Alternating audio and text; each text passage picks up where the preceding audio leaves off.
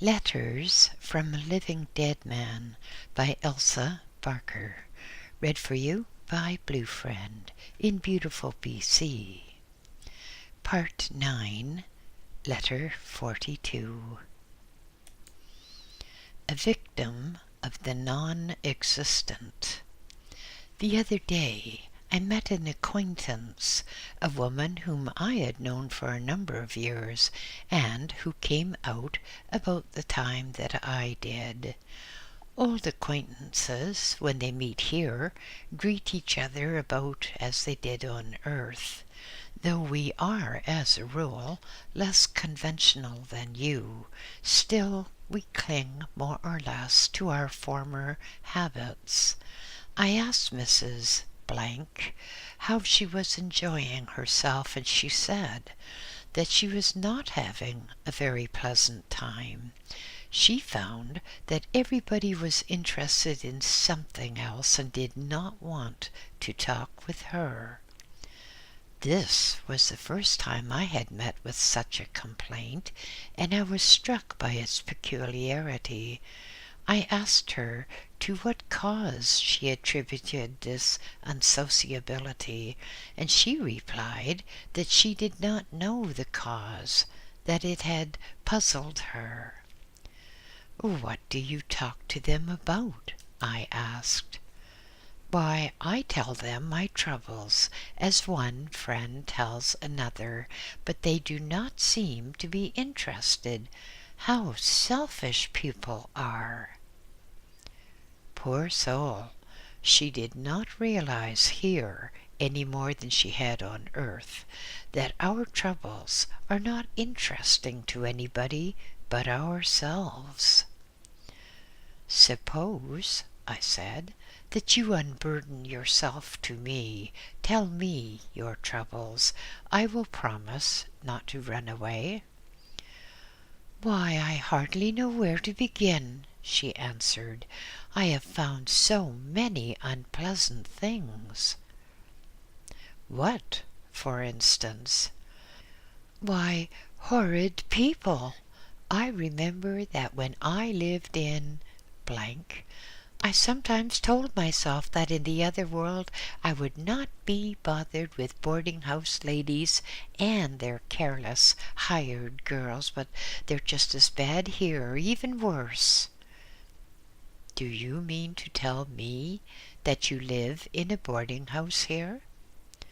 "Well, where should I live? You know I'm not rich." Of all the astonishing things I had heard in this land of changes, this was the most astonishing. A boarding-house in the invisible world. Surely, I told myself, my observations had been limited. Here was a new discovery. "Is the table good in your boarding-house?" I asked. "No, it's worse than the last one." "Are the meals scanty?" "Yes, scanty and bad, especially the coffee." "Will you tell me," I said, my wonder growing, "if you really eat 3 meals a day here as you used to on earth?" "How strangely you talk," she answered in a sharp tone.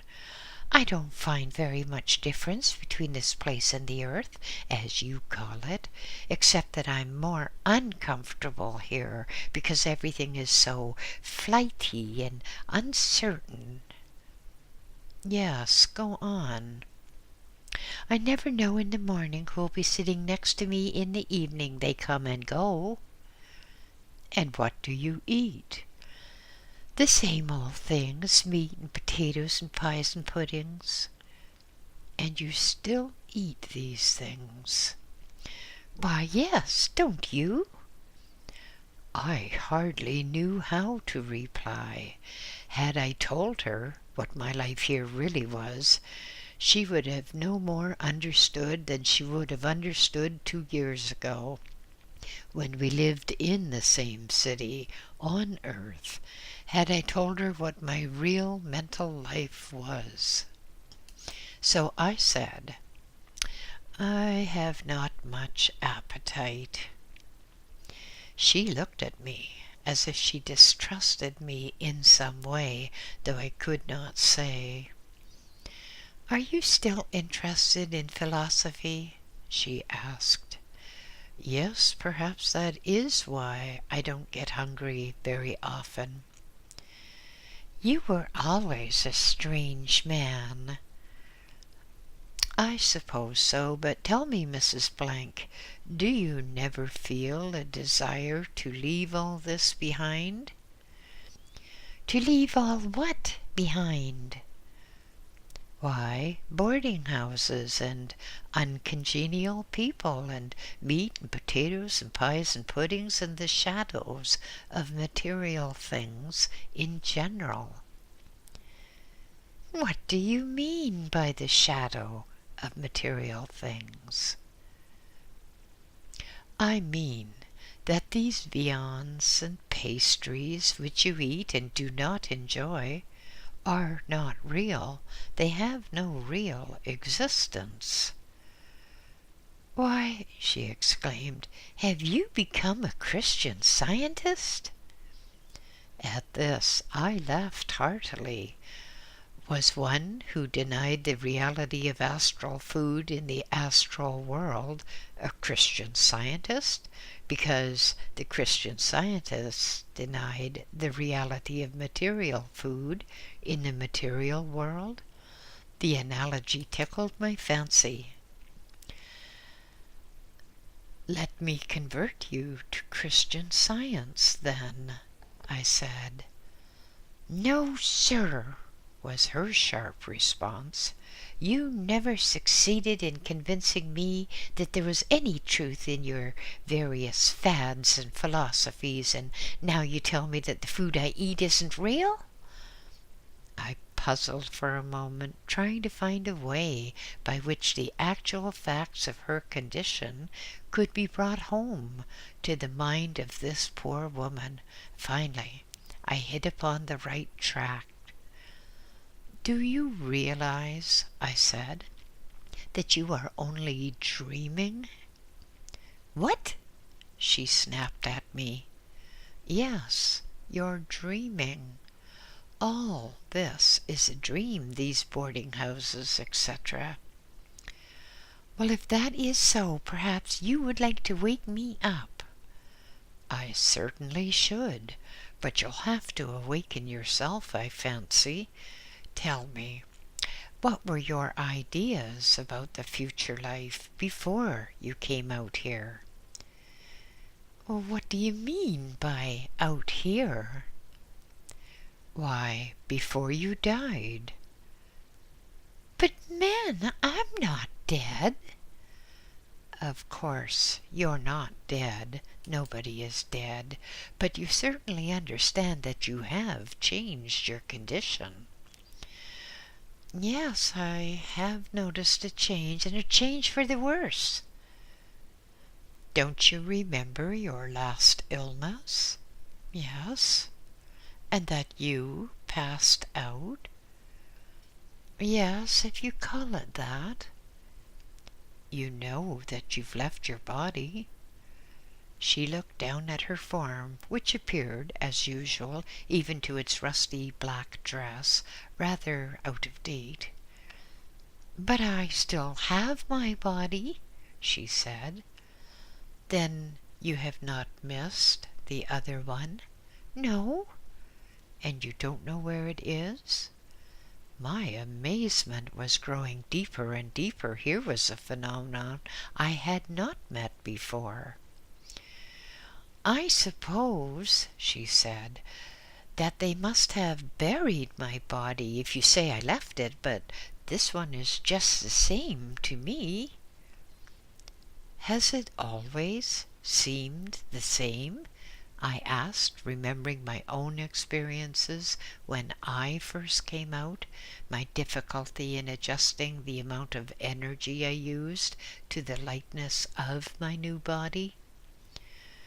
"Now you mention it," she said, I do recall having some trouble a year or two ago. I was quite confused for a long time. I must have been delirious." "Yes, doubtless you were," I answered. "But tell me, Mrs. Blank, have you no desire to visit heaven?" "Why, I always supposed that I should visit heaven when I died, but as you see, I'm not dead." "Still," I said, "I can take you to heaven now, perhaps, if you'd like to go." "Are you joking?" "Not at all. Will you come?" "Are you certain that I can go there without dying?" "But I assure you there are no dead." As we went slowly along, for I thought it best not to hurry her too swiftly from one condition to another, I drew a word picture of the place we were about to visit, the Orthodox Christian heaven. I described the happy and loving people who stood in the presence of their Saviour in the soft radiance from the central light. "Perhaps," I said, "some dwellers in that country see the face of God Himself as they expected to see it when they were on earth. As for myself, I saw only the light, and afterwards the figure of the Christ." "I have often wished to see Christ," said my companion in an awe-struck voice. "Do you think that I can really see Him?" "I think so, if you believe strongly that you will." "And what were they doing in heaven when you were there?" she asked. "They were worshipping God, and they were happy." "I want to be happy," she said. "I've never been very happy." "The great thing in heaven," I advised, "is to love all the others. That is what makes them happy. If they loved the face of God only, it would not be quite heaven, for the joy of God is the joy of union." Thus, by subtle stages, I led her mind away from astral boarding houses to the idea of the orthodox spiritual world, which was probably the only spiritual world which she could understand. I spoke of the music, yes, church music, if you like to call it that. I created in her wandering and chaotic mind a fixed desire for Sabbath joys and Sabbath peace and the communion of friends in heaven. But for this gradual preparation she could not have adjusted herself to the conditions of that world. When we stood in the presence of those who worship God with song and praise, she seemed caught up in a wave of enthusiasm to feel that at last she had come home.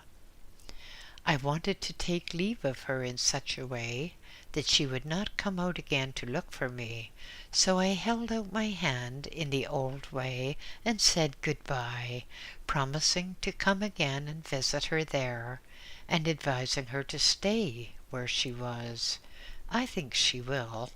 Heaven has a strong hold on those who yield themselves to its beauty. Letter 43. A Cloud of Witnesses. Are you surprised to learn that there is even a greater difference between the beings in this world than between the people of earth? That's inevitable, for this is a freer world than yours. I should fail in my duty if I did not tell you something of the evil beings out here. Perhaps no one else will ever tell you, and the knowledge is necessary to self-protection. First, I want to say that there is a strong sympathy between the spirits in this world and the spirits in your world. Yes, they are both spirits, the difference being mainly a difference in garments, one wearing flesh and the other wearing a subtler, but nonetheless real, body. Now, the good spirits, which may be the spirits of just men made perfect, or those who merely aspire to perfection, are powerfully drawn to those fellow spirits on earth whose ideals are in harmony with their own. The magnetic attraction which exists between human beings is weak compared with that which is possible between beings embodied and beings disembodied. As opposites attract, the very difference in matter is a drawing force. The female is not more attractive to the male than the being of flesh is attractive to the being in the astral. The two do not usually understand each other, but neither do man and woman.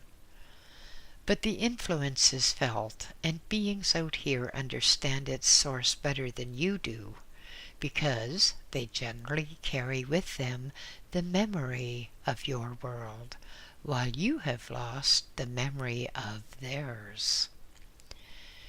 At no time is the sympathetic power between men and spirits so strong as when men are laboring under some intense emotion, be it love or hate or anger or any other excitement. For then the fiery element in man is most active, and the spirits are attracted by fire. Here the writing suddenly stopped. The influence passed, to return after a few minutes. You wonder why I went away. It was in order to draw a wide protective circle around us both, for what I have to say to you is something which certain spirits would wish me to leave unsaid. To continue, when man is excited, exalted, or in any way intensified in his emotional life, the spirits draw near to him. That's how conception is possible. That is the secret of inspiration. That is why anger grows with what it feeds upon. And this last is the point which I want to drive home to your consciousness. When you lose your temper, you lose a great deal, among other things, the control of yourself, and it is barely possible that another entity may momentarily assume control of you. This subjective world, as I've called it, is full of hateful spirits. They love to stir up strife both here and on earth.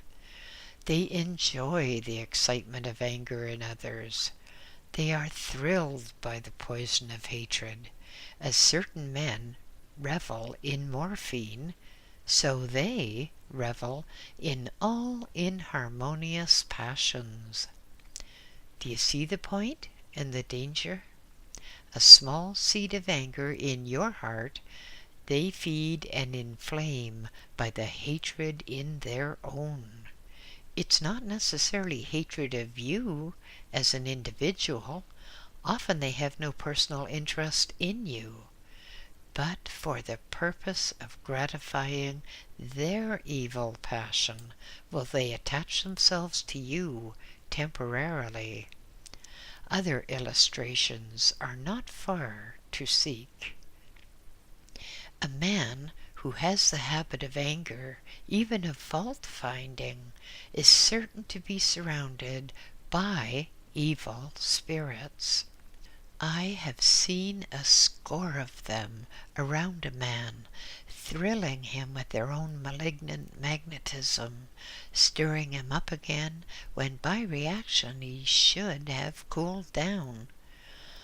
Sometimes the impersonal interest in mere strife becomes personal. An angry spirit here may find that by attaching himself to a certain man, he is sure to get every day a thrill or thrills of angry excitement as his victim continually loses his temper and storms and rages. This is one of the most terrible misfortunes which can happen to anybody. Carried to its ultimate, it may become obsession, and in the end, insanity. The same law applies to other unlovely passions, those of lust and avarice. Beware of lust.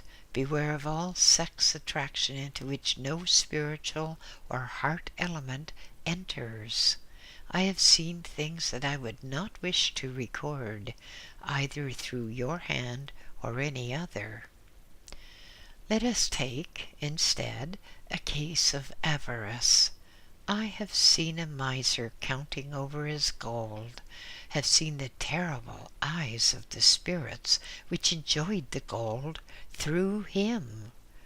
For gold has a peculiar influence as a metal.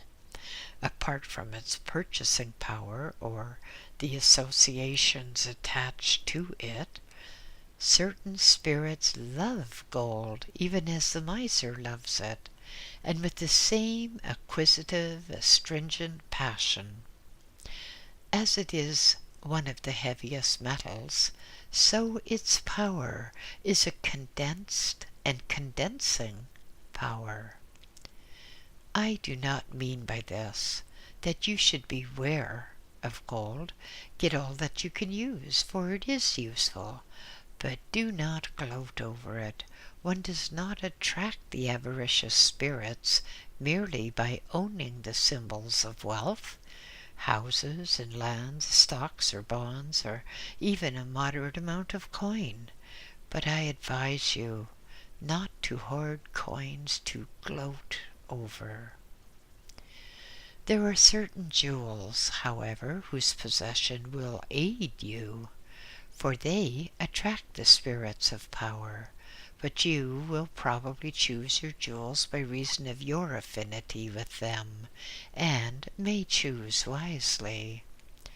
Now that I have done my duty by warning you against the passions and the passionate spirits of which you should be aware, I can go on to speak of other feelings and of other spiritual associates of man. You have met persons who seem to radiate sunshine, whose very presence in a room made you happier. Have you asked yourself why? The true answer would be that by their lovely disposition they attracted around them a cloud of witnesses as to the joy and the beauty of life. I have myself often basked in the warm rays of a certain loving heart I know upon the earth. I have heard spirits say to one another as they crowded round that person, "It is good to be here. Do you think that any evil thing could happen to him? A score of loving and sympathetic spirits would strive to give him warning should any evil threaten." And then, too, a joyous heart attracts joyous events. Simplicity also and sweet humility are very attractive to gentle, disembodied souls. As it is said, "Except ye be as little children, you cannot enter in." Have you not often seen a child enjoying himself with unseen playfellows? You would call them imaginary playfellows, and perhaps they were.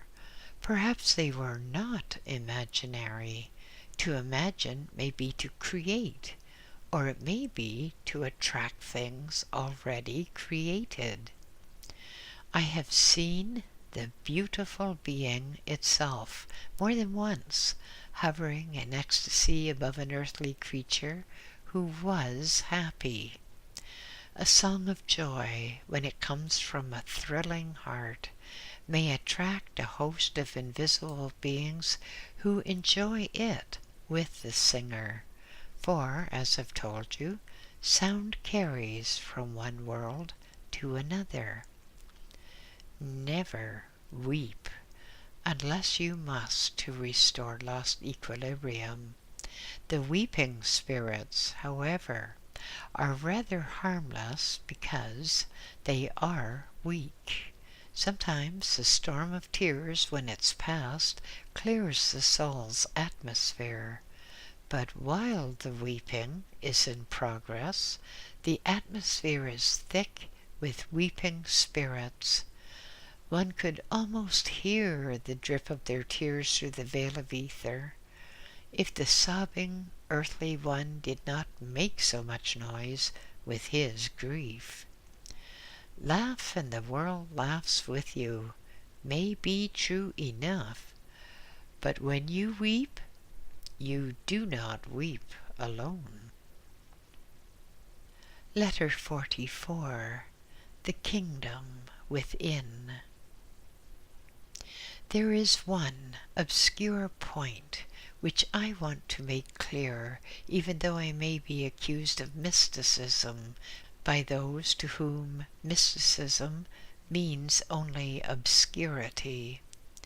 I have said that the life of man is both subjective and objective, but principally objective, and that the life of spirits dwelling in subtle matter is both subjective and objective, but principally subjective. Yet I have spoken of going alone or with others to heaven as a place. I want to explain this.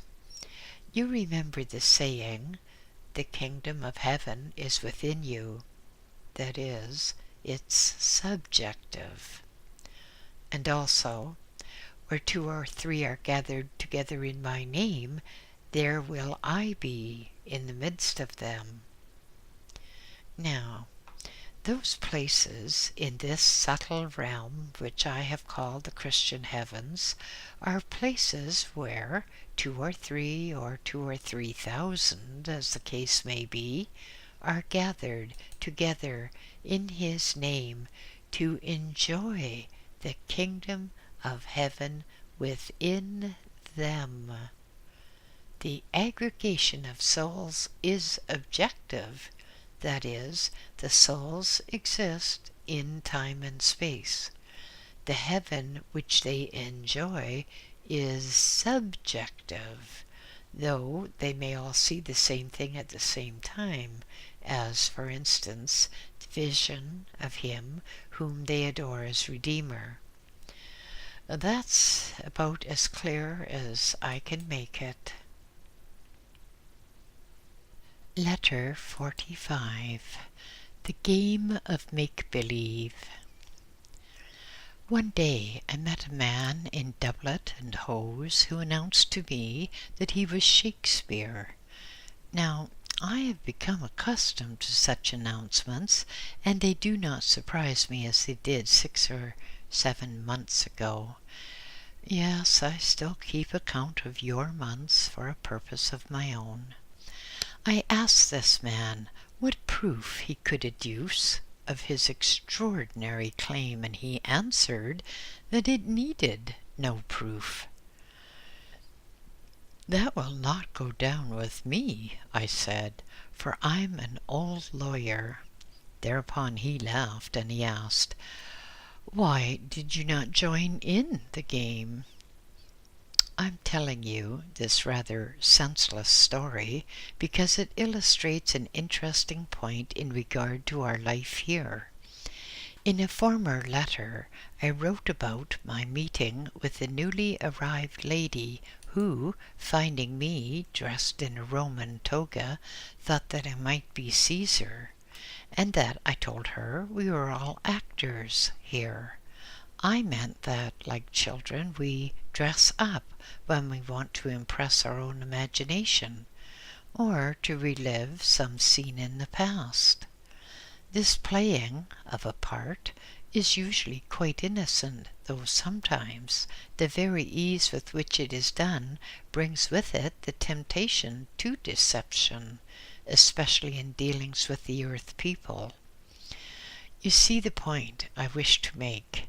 The lying spirits, of which the frequenters of seance rooms so often make complaint, are these astral actors, who may even come to take a certain pride in the cleverness of their art.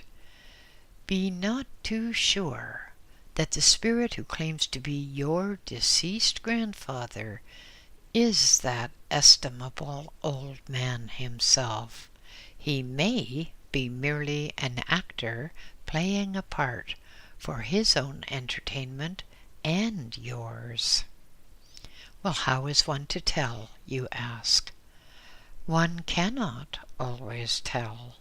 I should say, however, that the surest test of all would be the deep and unemotional conviction that the veritable entity was in one's presence. There is an instinct in the human heart which will never deceive us if we, without fear or bias, will yield ourselves to its decision. How often in worldly matters have we all acted against this inner monitor and been deceived and led astray? If you have an instinctive feeling that a certain invisible or even visible entity is not what it claims to be, it is better to discontinue the conference. If it is the real person, and if he has anything vital to say, he will come again and again, for the so-called dead are often very desirous to communicate with the living. As a rule, though, the play acting over here is innocent of intent to deceive. Most men desire occasionally to be something which they are not. The poor man who, for one evening, dresses himself in his best clothes and squanders a week's salary in playing the millionaire is moved by the same impulse which inspired the man in my story to assert that he was Shakespeare. The woman who always dresses beyond her means is playing the same little game with herself and with the world. All children know the game. They will tell you in a convinced tone that they are Napoleon Bonaparte or George Washington, and they feel hurt if you scoff. Perhaps my friend with the Shakespearean aspiration was an amateur dramatist when he was on earth. Had he been a professional dramatist, he would probably have stated his real name more or less unknown, and followed it by the declaration that he was the well-known so-and-so. There is much pride out here in the accomplishments of the earth life, especially among those who have recently come out. This lessens with time, and after one has been long here, one's interests are likely to be more general. Men and women do not cease to be human merely by crossing the frontier of what you call the invisible world. In fact, the human characteristics are often exaggerated because the restraints are fewer. There are no penalties inflicted by the community for the personating of one man by another. It is not taken seriously, for to the clearer sight of this world, the disguise is too transparent. Letter 46. Heirs of Hermes. There is much sound sense, and not a little nonsense, talked about adepts and masters who live and work on the astral plane. Now I am myself living and sometimes working on the so-called astral plane, and what I say about the plane is the result of experience and not of theory. I have met adepts, yes, masters here. One of them especially has taught me much and has guided my footsteps from the first. Do not fear to believe in masters. Masters are men raised to the highest power, and whether they are embodied or disembodied, they work on this plane of life. A master can go in and out at will. No, I'm not going to tell the world how they do it. Some who are not masters might try the experiment and not be able to go back again. Knowledge is power, but there are certain powers which may be dangerous if put in practice without a corresponding degree of wisdom. All human beings have in them the potentiality of mastership.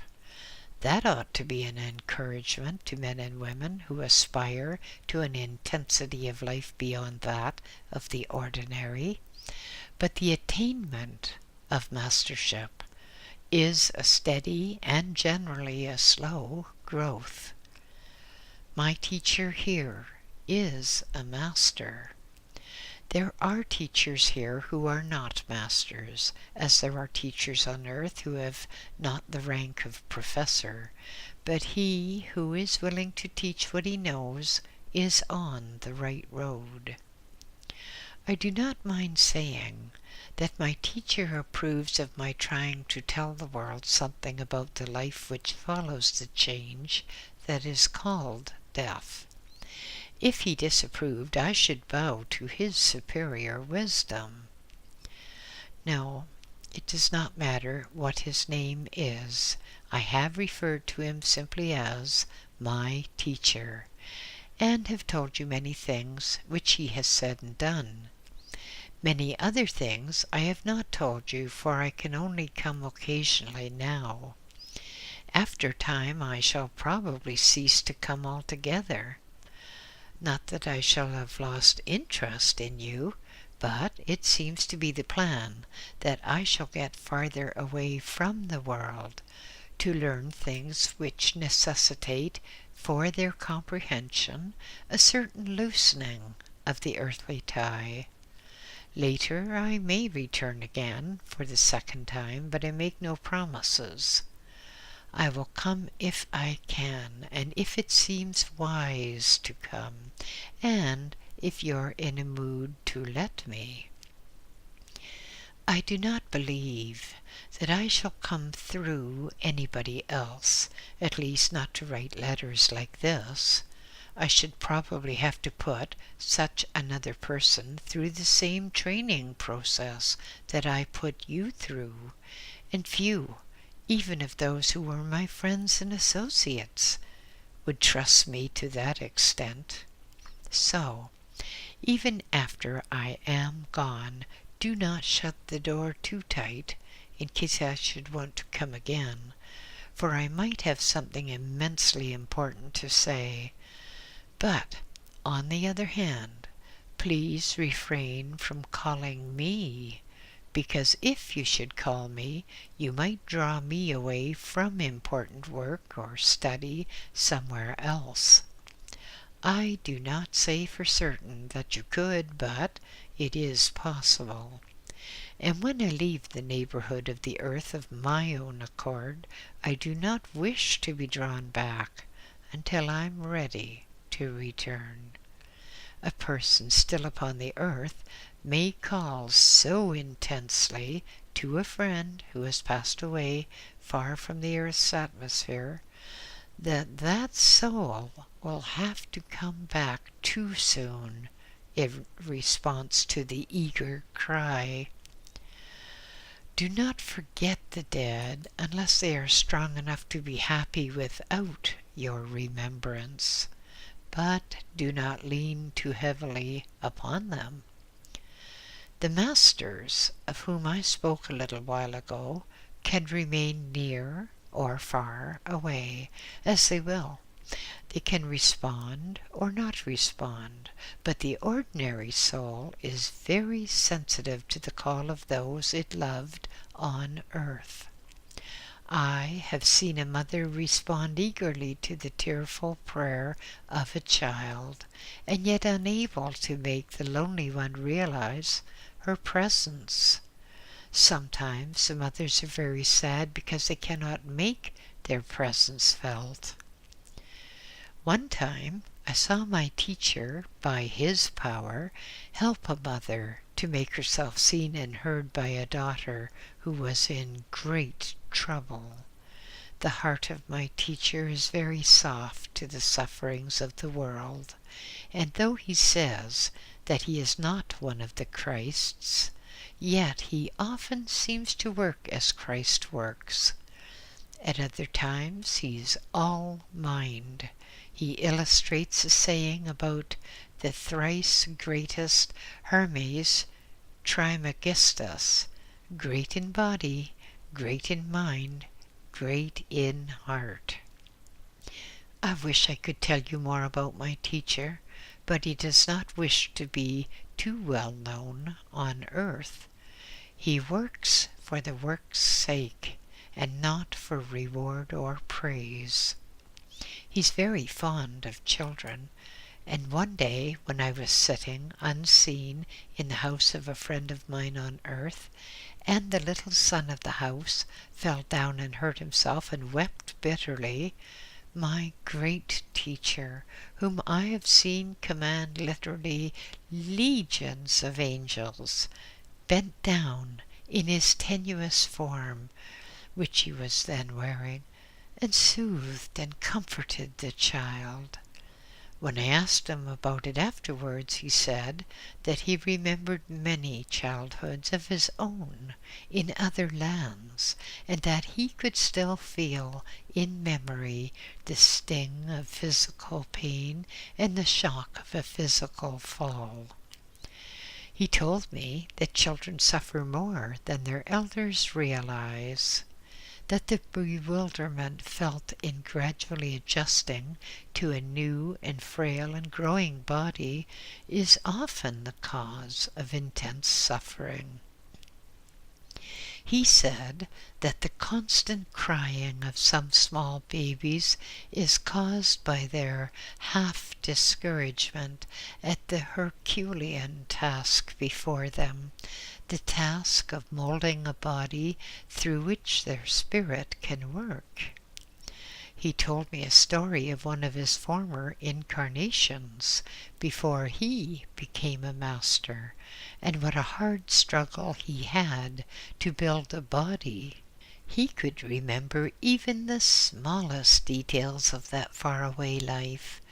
One day his mother punished him for something which he had not really done, and when he denied the supposed wrongful act, she chided him for untruthfulness, not realizing, good woman though she was, the essential truth of the soul to whom she had given form.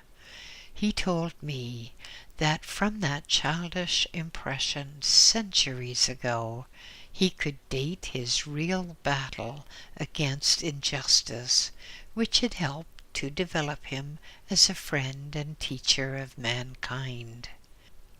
Then he went on to speak of the importance of recovering the memory of other lives, in order that we may see the roads by which our souls have come. As a rule, the great teachers are reticent about their own past, and they only refer to it when some point in their experience can be used to illustrate a principle, and thus help another to grasp the principle.